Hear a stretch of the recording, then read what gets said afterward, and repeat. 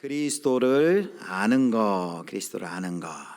오늘은 맥주감사주일입니다. 우리 가을에 있는 추수감사주일은 이제 청교도에서부터 유래한 감사라면은 이 맥주감사주일은 한국식 감사주일입니다. 구약에 이제 맥주절이라는 용어는 쓰지만은 우리가 이제 농사할 때 또 보리 농사가 마치고 마침 또 상반기가 맞춰서 그래서 전통적으로 우리 한국교회에서는 이 맥주감사주일에 상반기를 되돌아보면서 하나님의 은혜를 기억하고 감사하고 또 이제 하반기 다시 한번 헌신하겠습니다 하는 그런 결단의 시간입니다. 우리 지난 상반기 동안 빨리 지났죠. 또 하나님이 우리 예수비전교회 또 우리 개인과 가정을 하나님께서 돌보시고 여기까지 또 건강하게 이끄셨습니다. 우리 그 하나님께 영광의 박수, 감사의 박수 한번 드리겠습니다. 감사합니다. 또 우리 성도 여러분들도 너무 수고하셨습니다. 우리 옆에 분들에게 다시 한번 상반기 동안 수고 많으셨습니다 하고 한번 격려하겠습니다. 상반기 동안 수고 많으셨습니다. 네, 감사합니다. 우리 계속해서 빌립보서를 살펴보고 있는데요. 지지난주에 빌립보서 3장 8절에 사도 바울의 이 고백을 우리가 살펴봤어요. 내 주 예수 그리스도를 아는 지식이 가장 고상하다. 예수 그리스도를 아는 지식이 가장 고상하다. 그리고 오늘 3장 10절에 보면 내가 그리스도를 알기 원한다 라는 이 고백이 나와요. 사도 바울의 소원이 무엇이냐? 사도 바울에게 물어보면 이렇게 대답할 겁니다. 내 주 예수 그리스도를 아는 것입니다 라고 이야기해요. 내 주 예수를 아는 것이 사도 바울의 정말 간절한 소원이에요. 그런데 생각해 보세요. 사도 바울은 이미 예수 그리스도를 믿고 있습니다. 그리고 수십 년 사역을 열심히 해오고 있어요. 많은 곳에 교회를 세웠어요. 심지어 3,000층 세 번째 하늘에까지 가보는 놀라운 기적도 또 이적도 경험했습니다. 그럼에도 불구하고 사도 바울의 소원이 뭐라고요? 내가 예수 그리스도를 더 알기 원합니다.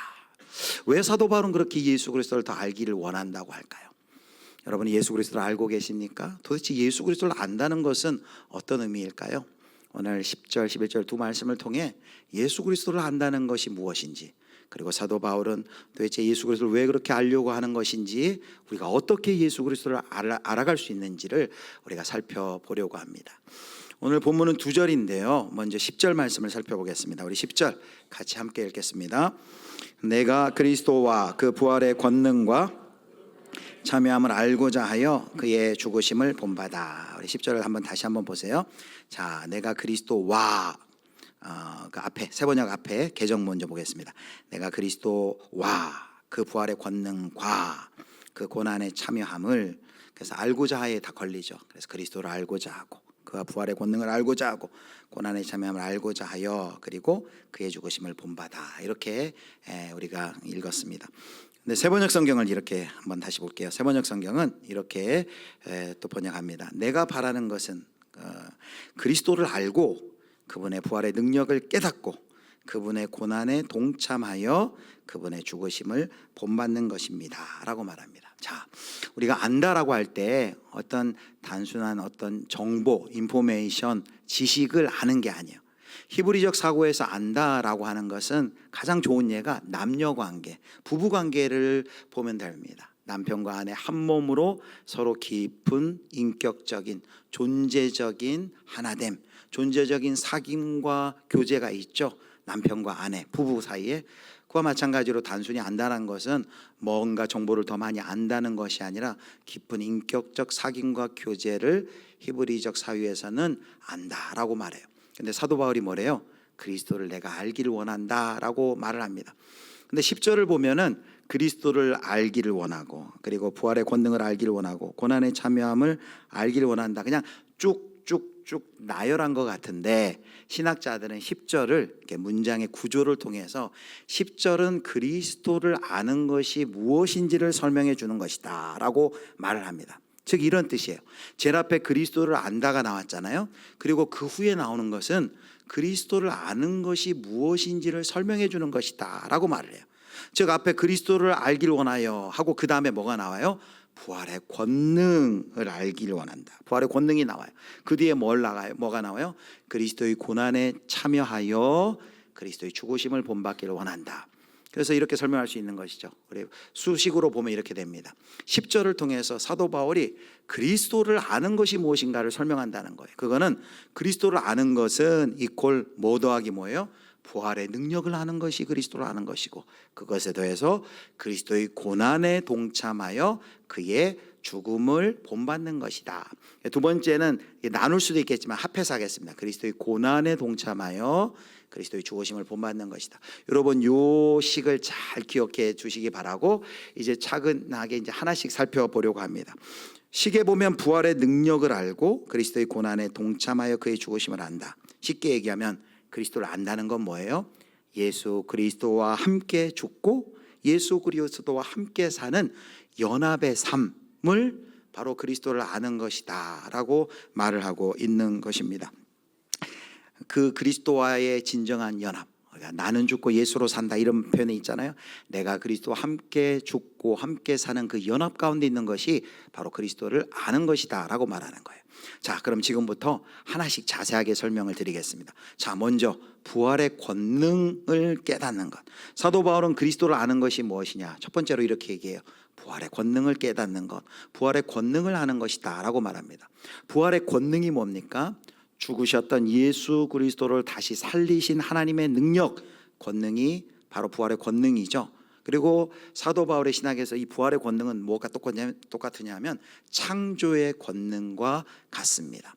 그리고 바로 이 예수 그리스도를 다시 살리신 하나님의 권능으로 우리 예수 그리스도를 주로 고백하는 모든 성도들을 종말에, 그날에 우리 모두를 다 하나님께서 부활시키실 것입니다. 사도 바울은 이제 그것을 내다보고 있는 것이죠.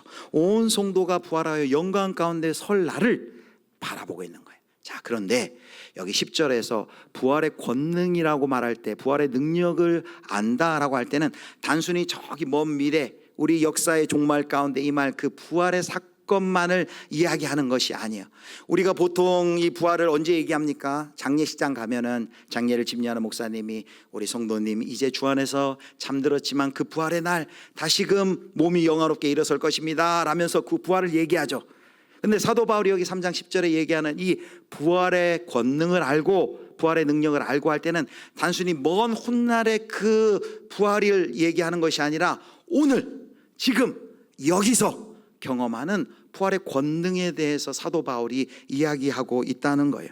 우리의 그 부활의 능력을 매일매일, 여러분 매일매일, 미래가 아니라 매일매일 여기서 오늘 우리의 일상 속에서 경험하는 것. 그래서 이렇게 얘기할 수 있어요. 부활의 현재성을 사도 바울이 얘기하고 있다라고 할 수 있습니다. 여러분, 사도 바울이 왜 이 부활의 권능을 얘기할 때 지금 여기서 경험하는 부활의 권능과 능력을 이야기할까요? 그것은 사도 바울의 사역이 그만큼 어렵고 힘이 들기 때문입니다. 다메섹 도상에서 예수 그리스도를 만난 후 사도 바울이 예수의 증언자 되어서 걸어가는 그 길 앞에 어떤 일이 있었나요? 우리는 잘 알죠. 고난, 환난, 핍박, 시험, 여러 가지 사건들이 있었어요. 그래서 고린도후서 11장 23절 28절 보면 그 자신의 고난의 목록을 쫙 얘기합니다. 한번 잠깐 살펴볼게요. 23절부터 제가 읽을 테니 눈으로 따라주세요. 그들이 그리스도의 일꾼이냐 정신없는 말을 하거니와 나는 더욱 그러하도다. 내가 수고를 넘치도록 하고 옥에 갇히기도 더 많이 하고 매도 수없이 맞고 여러 번 죽을 뻔하였으니 유대인들에게 40에서 하나 감한매를 5번 맞았으며 3번 태장으로 맞고 1번 돌로 맞고 3번 파선하고 일주야를 깊은 바다에서 지냈으며 여러 번 여행하면서 강의 위험과 강도의 위험과 동족의 위험과 이방인의 위험과 신의 위험과 광야의 위험과 바다의 위험과 거짓 형제 중에 위험을 당하고 또 수고하여 애쓰고 여러 번 자지 못하고 줄이며 목마르고 여러 번 굶고 춥고 헐벗었노라. 우리 28절 같이 했습니다. 이 일 이외의 일은 고사하고 아직도 내 속에 눌리는 일이 있으니 곧 모든 교회를 위하여 염려하는 것이라. 자, 어떻습니까? 이 수많은 고난의 목록 중에 우리가 만약에 이 사도 바울이 당한 것 중에 하나만 경험해도 우리는 너무나도 힘들다고 얘기할 텐데 사도 바울은 예수님 믿고 섬기면서 이런 고난 가운데 그 고난 속에서 바로 복음을 증거하는 삶을 살았죠. 그런데 사도 바울이 경험한 게 있어요. 그렇게 수많은 고난과 환난과 핍박이 있는데 사도 바울은 뭐라고 얘기하는 줄 아세요? 고린도서 4장 8절과 9절을 봅니다. 자, 이 말씀은 우리 호산나 찬양대가 읽겠습니다. 우리가 사방으로 우겨쌈을 당하여도 쌓이지 아니하며 답답한 일을 당하여도 낙심하지 아니하며 박해를 받아도 버림받지 아니하며 거꾸로 때림을 당하여도 망하지 아니하고. 아멘. 사랑하는 성도 여러분, 이것이 바로 부활의 권능이에요. 부활의 능력이에요. 어떻다고요? 이 능력을 경험하니 사방으로 옥죄어도 움츠러들지 않습니다. 답답한 일을 당해도 낙심하지 않습니다. 박해를 당해도 내가 버림받지 않습니다. 그리고 망하지 않습니다. 거꾸로 때림을 당해도 망하지 않습니다. 그리고 빌립보 교회에 편지를 보낼 것처럼 로마의 감옥 안에 그 안에 가두어 매여 있으면서도 불구하고 그 매임 속에서 복음의 진보를 바라보는 믿음의 눈이 열려 오히려 내가 기뻐합니다 라고 사도 바울이 뭘 경험하고 있어요? 부활의 능력, 부활의 권능을 그가 경험하고 있는 것을 우리에게 보여줍니다. 여러분, 사도 바울에게 바울의 권능은 뭐예요? 유혹을 이길, 죄를 이길 힘이에요. 그리고 낙심을 이기고 사명을 감당하는 힘인 줄 여러분 믿으시길 바랍니다. 그 부활의 권능이, 부활의 능력이 하나님께서 예수 그리스도를 부활시키신 그 능력, 창조의 능력이 먼 훗날 우리가 언젠가 예수 믿고 우리 죽으면 우리도 부활할 것입니다, 그 정도가 아니라 예수님 믿고 따르는 지금 여기서 오늘 사도 바울이 복음 증거하는 데에서 그 부활의 능력과 권능을 생생하게 경험하고 있다라고 말하는 거예요. 그것이 그리스도를 아는 것이다라는 거예요. 그래서 오늘 첫 번째, 이렇게 첫 번째 우리 가슴에 이 대지를 새겼으면 좋겠습니다. 우리 같이 읽겠습니다. 첫 번째 대지 함께 읽습니다. 그리스도를 안다는 것은 지금 여기에서 부활의 능력으로 살아가는 것이다. 그리스도를 알길 원한다. 사도 바울이 그게 소원인데 그게 뭐라고요? 그 부활의 능력을 오늘 지금 여기서 나의 삶 속에서 생생하게 경험하길 원합니다. 그것이 바로 그리스도를 안다라고 하는 것입니다. 사랑하는 성도 여러분, 그리스도를 아는 것, 말씀드렸듯이 단순히 정보를 많이, 신학적인 지식을 많이 갖는 것 정도가 아니에요. 하나님의 부활의 능력이 삶 속에서 실제로 역사하는 것임을 믿으시기를 축복합니다. 먼 훗날이 아니라 어디서요? 지금 오늘 여기서 우리의 일상에서 그 부활의 능력을 경험하는 것, 그것이 바로 그리스도를 아는 것이다 라고 사도 바울이 이야기하고 있습니다. 고난 속에서도 다시 일어서는 능력, 절망 속에서도 포기하지 않을 수 있는 소망, 그리고 용서를 선택하는 능력, 이 모든 것이 뭐라는 거예요?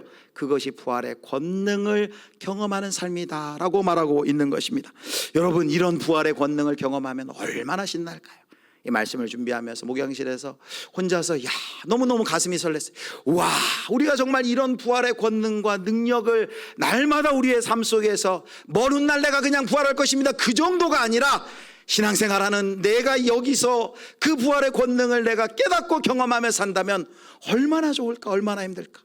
왜 우리에게 이런 소원이 있을 수밖에 없어요? 사도 바울과 종류는 다르지만 우리도 살아가면서 고난이 있잖아요. 어려움이 있잖아요. 어떤 분들은 경제적인 어려움 때문에 고난을 당하고 있어요. 어떤 분들은 육신의 질고 때문에 어려움과 시험을 당하고 있어요. 어떤 분들은 관계가 풀리지 않아서 어려움을 당하고 있어요. 젊은 분들 중에서는 시험을 봐도 잘 안 되고 자꾸 떨어지고 진로가 막히고 그런 어려움 가운데 있는 분들이 있어요. 그런 일을 당하면 우리가 어떻게 돼요? 움츠려들게 돼요. 답답하게 됩니다. 그런데 부활의 권능을, 부활의 능력을 경험하는 사람은 그것과도 상황과 상관없이 계속해서 주를 위해서, 그의 주의 복음을 위하여서 담대하게 살아간다는 것입니다. 여러분, 주변과 이웃에서 공격과 시기와 모함으로 인해 우리가 속상하고 움츠러들고 넘어져 있잖아요. 그리고 그런 작은 소리에도 넘어져 있는 그런 나의 모습을 보고 또 실망하지 않습니까? 나는 왜 이렇게 마음이 담대하지 못하지? 왜 이렇게 나는 이렇게 저 주변의 시선에 민감하지? 작은 갈등과 장애물에도 나는 이렇게 힘들어하지? 그런 나 자신이 너무 싫을 때가 있잖아요. 그런데 사도 바울처럼 주변에 많은 공격과 어려움이 있지만 부활의 능력을 경험한다면 그 모든 어려움이 없어지는 것이 아니라 그 모든 어려움을 꿰뚫고서 계속해서 복음을 위해 살아갈 수 있다라는 것이.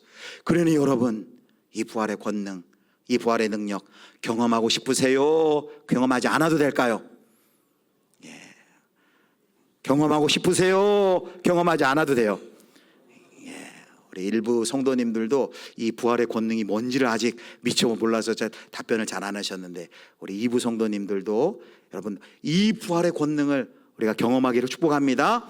이왕 우리가 예수 믿고 살아갈 때 그냥 장례식장에서만 부활 얘기할 거예요? 오늘 여기서 부활의 권능과 능력을 경험하며 산다면 여러분 얼마나 좋을까요? 얼마나 힘있을까요? 여러분, 그런 분들 있잖아요. 인삼을 깍두기로 만들어서 드신 분들 계시잖아요. 주변에 어려움이 있어도 담대하게, 어떤 어려움이 있는데도 그것 때문에 우리가 볼 땐 낙심하고, 야, 저 정도 되면 쓰러져 가지고 교회 안 나올 것 같은데, 저 정도 되면 낙심해 가지고 회복하기 어려울 것 같은데, 담대하게 일어나서 그 어려움 속에서도 오히려 우리를, 상대방을 또 위로하는 그런 분들이 있잖아요. 부활의 권능을 경험하는 거예요. 자, 그렇다면 우리가 질문을 합니다. 어떻게 우리가 이 부활의 권능을 경험할 수 있을까요? 어떻게 이 부활의 능력을 깨닫고 경험해 나갈 수 있을까요? 그 질문을 가지고 이제 우리 두 번째로 넘어가요. 그리스도를 아는 것이 첫 번째 부활의 능력을 깨닫는 것이라 했는데, 아까 수식 한번 보여줄 수 있어요? 두 번째 보면 우리 10절 말씀에 이렇게 얘기하죠. 그리스도의 고난에 동참하여 그의 죽음을 본받는 것이다 라고 했어요. 그것이 이제 두 번째 그리스도를 아는 것이에요. 그리스도를 아는 것 두 번째가 뭐라고요? 그리스도의 고난에 동참하는 것. 그리하여 그리스도의 죽음을 본받는 것. 하나씩 설명을 드릴게요. 첫 번째로 그리스도의 고난에 동참한다라 그랬어요. 여기 동참한다라는 이 단어를 원어로 보면 여러분 다 아시는 단어예요. 어떤 단어냐면 이 단어가 코이노니아라는 단어예요. 코이노니아 어떤 뜻이죠? 교제, 사귐 이런 뜻이에요. 근데 빌립보서에서 사도 바울이 코이노니아라는 단어를 많이 써요. 자주 써요. 자, 1장 대표적인 경우가 1장 5절 우리 같이 읽겠습니다. 너희가 첫날부터 이제까지 복음을 위한 일에 참여하고 있기 때문에, 여기 참여 동참으로 번역한 것이 코이노니아예요. 그래서 그리스도의 고난에 참여한다는 것은, 그리스도의 고난에 코이노니아 한다는 것은 이런 뜻이에요. 단순히 그냥 단순한 고난 체험 정도가 아니라 고난을 통하여 예수 그리스도와 깊은 교제와 사귐 속으로 들어가는 것, 이것을 바로 그리스도의 고난에 동참한다, 참여한다라고 말하는 것입니다. 그리고 그 다음에 이렇게 얘기하죠. 그리스도의 고난에 동참하여 어떻게 한다 그랬어요? 그리스도의 죽음을 본받는 것, 이것이 그리스도를 아는 것이다 그랬어요. 그리스도의 죽음을 본받는다는 것이 뭘까요? 여기 본받는 것이라는 의미는 같은 모양이 된다. 좀 더 쉽게 얘기하면 담는다라는 거예요. 그리스도의 죽음을 담는다네요. 그럼 우리가 죽을 때 예수님처럼 그런 모습으로 죽으란 건가? 아니요. 여기 그리스도의 죽음을 담는다는 것은 동사가 이게 계속의 의미가 있어요. 우리가 살아있는 지금부터 죽는 순간까지 계속해서 우리가 그리스도의 죽음을 담는다는 의미예요. 그럼 이 뜻이 무슨 말일까요? 사도 바울이 이걸 아주 쉽게 설명했어요. 그것이 바로 고린도전서 15장 32절 1절에 이렇게 얘기합니다. 자, 우리 같이 읽습니다. 형제들아, 우리 주 안에서 가진 바 너희에 대한 나의 자랑을 두고 단언하노니 나는 날마다 죽노라. 한번 저를 따라해 주세요. 나는 날마다 죽노라. 이것이 바로 그리스도의 죽으심을 본받는 거예요. 여러분, 어떻게 우리 나는 날마다 죽을 수 있을까요? 나는 날마다 죽는 것은 어떤 모양일까요? 이것이죠. 나는 날마다 죽는 것은 날마다 자기를 부인하는 것, 자기를 주장하는 것이 아니라 자기를 부인하고 자기를 희생하고, 그리고 예수님의 가신 그 십자가의 길을 계속해서 따르는 모습, 그것이 바로 예수 그리스도의 죽으심을 본받는 삶, 그 삶의 방식이다라고 할 수 있습니다. 그래서 그리스도의 죽음을 본받는 삶은 단순하게 한번 반짝하고 만나는 것이 끝나는 것이 아니에요. 끝에 죽기 전에 반짝하는 것이 아니라 지금 예수 그리스도를 믿은 순간부터 그리스도의 죽으심을 본받는다는 것은 사도 바울처럼 나는 날마다 죽노라, 자기를 부인하고 자기를 희생하고 십자가의 길, 예수님이 가신 그 희생과 섬김의 길을 따라가는 것, 그것이 바로 예수 그리스도의 죽으심을 바로 본받는 것이에요. 근데 그것이 어떻게 가능하다고요? 바로 그리스도의 고난에 동참하여 그리스도의 죽으심을 본받을 수 있다라고 말해요.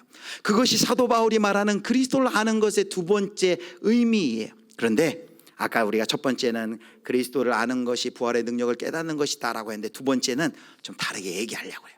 자, 여기 두 가지가 다 나왔어요. 그리스도를 아는 것이 무엇이냐? 부활의 능력을 깨닫는 것이다. 그리고 그리스도의 고난에 참여하여 그리스도의 죽음을 본받는 것이다 라고 했는데, 첫 번째 것과 두 번째 것은 단순한 나열이 아니에요. 10절에 그냥 단순히 나열한 것이 아니고 첫 번째 것과 두 번째 간에 아주 중요한 연결고리가 있어요. 첫 번째가 뭐예요? 그리스도의 부활의 능력을 경험하는 것과 그리스도의 고난에 동참하여 그리스도의 죽음을 본받는 것 사이에 아주 중요한 연결고리가 있어요. 그것이 뭘까요? 그것이 바로 우리가 아까 했던 질문이에요. 어떤 질문을 했어요?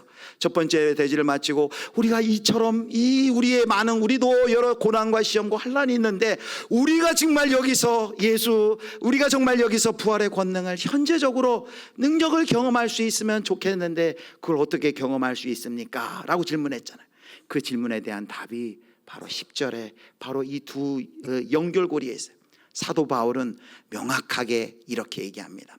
그리스도의 부활의 능력을 경험하고 싶습니까? 그렇다면 그리스도의 고난에 동참하고 그의 죽으심을 본받을 때 그냥 나열해 놓은 것이 아니야. 바로 뒤에 있는 것처럼 그리스도의 고난에 동참하고 참여하고 그리스도의 죽으심을 본받을 때 나는 날마다 죽노라. 자기를 희생하고 부인하고 예수 그리스도의 십자가의 길을 따라가는 그 사람이 다른 누가 아니라 그 사람이 어떻게 된다는 거예요? 부활의 능력을 진정으로 경험할 수 있다라고 말하는 거예요. 이것이 사도 바울의 빌립보서뿐만 아니라 곳곳에서 보여주는 사도 바울의 신학이에요. 대표적인 곳 두 곳을 살펴보겠습니다. 로마서 8장 17절 말씀 우리 같이 읽겠습니다. 자녀이면 또한 상속자 곧 하나님의 상속자요 그리스도와 함께한 상속자니 우리가 그와 함께 영광을 받기 위하여 고난도 함께 받아야 할 것이니라. 자, 여기 보세요. 우리가 그와 함께 영광을 받기 위하여, 영광은 부활에 참여하는 것입니다. 부활에 참여하기 위해서 우리에게 꼭 필수적인 것이 있어요. 그것이 뭐라고요? 고난도 함께 받아야 할 것이니라 라고 말합니다. 또 오늘 고린도서 4장 10절 요절을 보겠습니다. 오늘 우리의 요절 가운데도 이렇게 얘기하죠.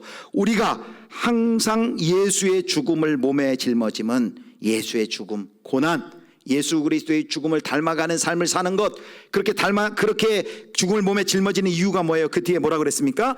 예수의 생명이 또한 우리 몸에 나타나게 하려 함이라. 바로 부활의 현재성, 예수의 생명, 예수의 부활의 능력이 나타나게 하려 함이라 라고 말합니다. 즉 무슨 말입니까? 바로 부활의 능력을 누가 경험할 수 있어요? 바로 십자가에 동참하고 바로 예수 그리스도의 고난에 참여하고 그리스도의 죽음을 날마다 그 죽음을 본받는 그 사람이야말로 바로 부활의 능력을 먼 날이 아니라 지금 여기서 그 부활의 능력과 권능을 경험할 수 있다라고 말하는 것입니다.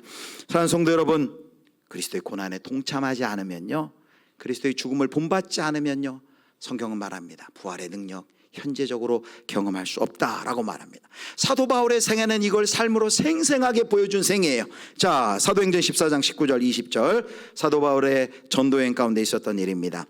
자, 19절 제가 읽겠습니다. 유대인들이 안디옥과 이고니온에서 와서 무리를 충동하니 그들이 돌로 바울을 쳐서 죽은 줄로 알고 시외로 끌어내치니라.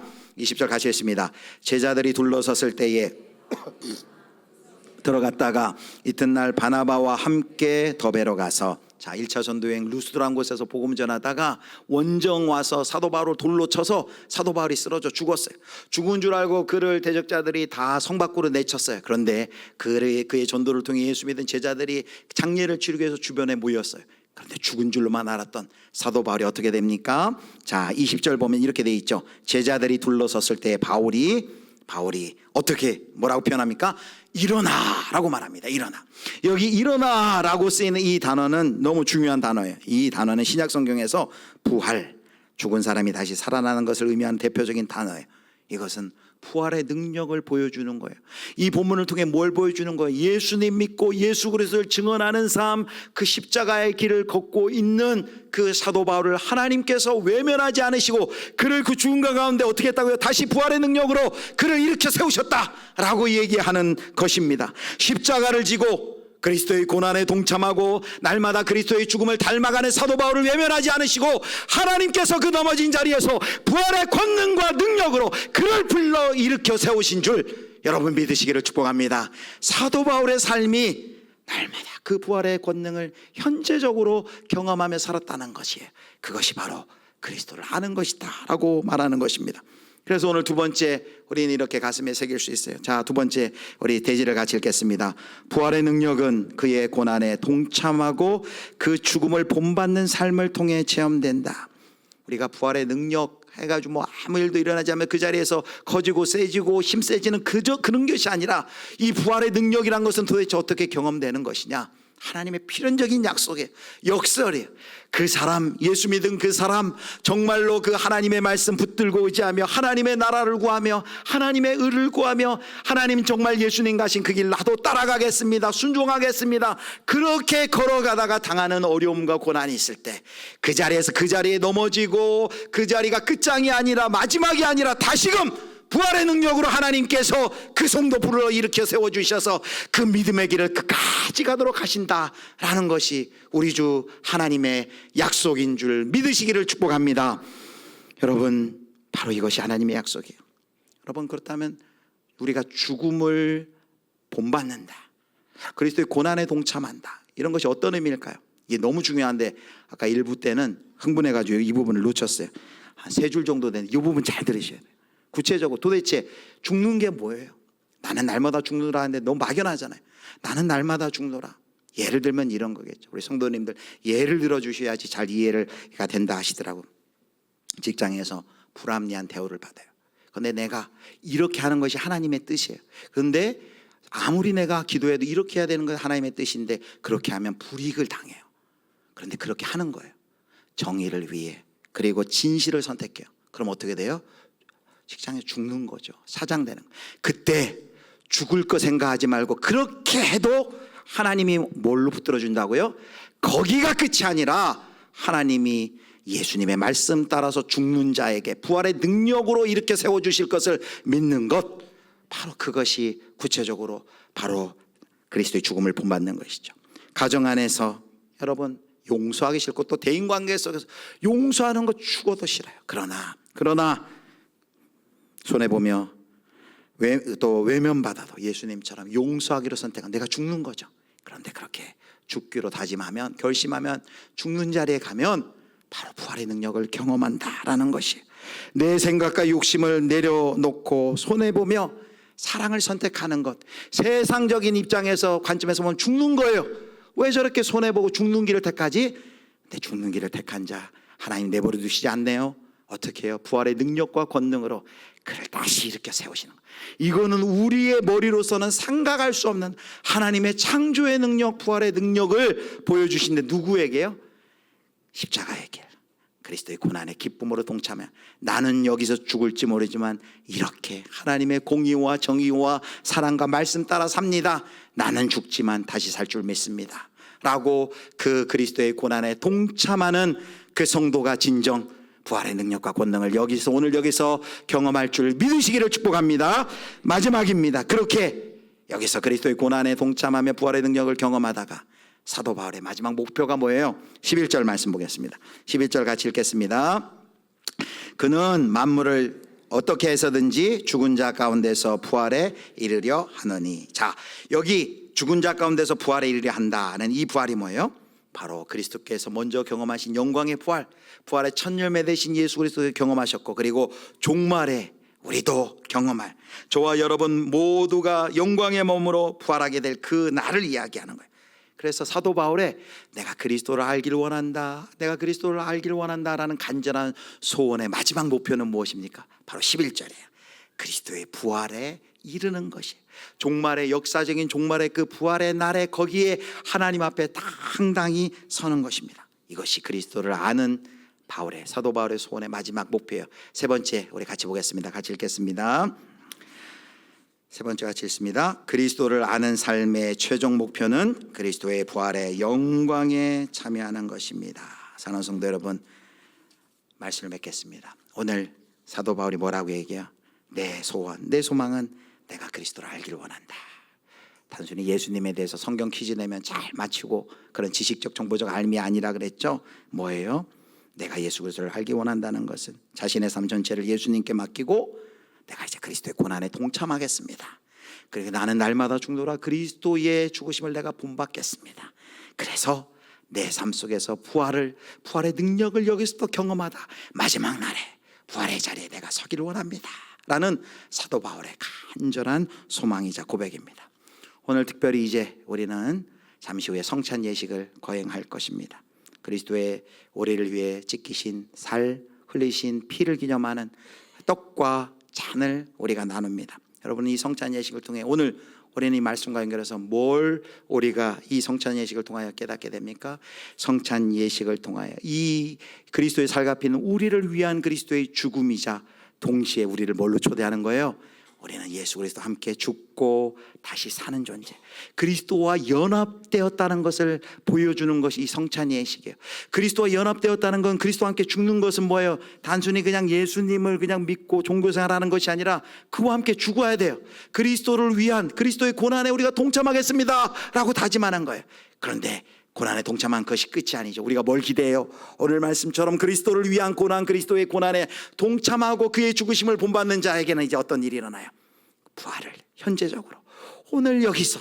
사람들은 그러면 너 죽어, 세상에서 끝이야 라고 말할지 모르지만, 그렇게 그리스도의 말씀 따라 그리스도 가신 길을 걸어갈 때 여기가 끝이 아니고 그 그리스도의 부활의 능력을 경험한다라는 것을 바로 이 성찬 예식이 우리에게 다시 한번 깨닫게 해주시는 것이죠. 그리고 우리는 마지막, 사도 바울의 최종적인 그리스도 아는 것의 마지막 목표가 뭐라 그랬어요? 부활의 날에 우리가 그리스도 예수 앞에 서는 것처럼 우리가 이 성찬 예식을 통해 우리도 그날에 설 것을 다시 한번 기대하며 다짐하며 소원하는 것입니다. 사랑하는 성도 여러분, 이 성찬을 통해 부활의 생명이 실제로 우리 안에 함께하고 계심을 여러분 기억하시기를 축복합니다. 그리고 우리도 이제 그리스도를 따라가는 삶, 그리스도의 고난의 기쁨으로 동참하고 부활의 능력을 이 현재 우리의 삶 속에서 실제적으로 경험하시는 정말로 놀라운 은혜가 우리 예수비전교회 모든 성도님들의 삶 가운데 가득히 차고 넘치기를 주님의 이름으로 축원합니다.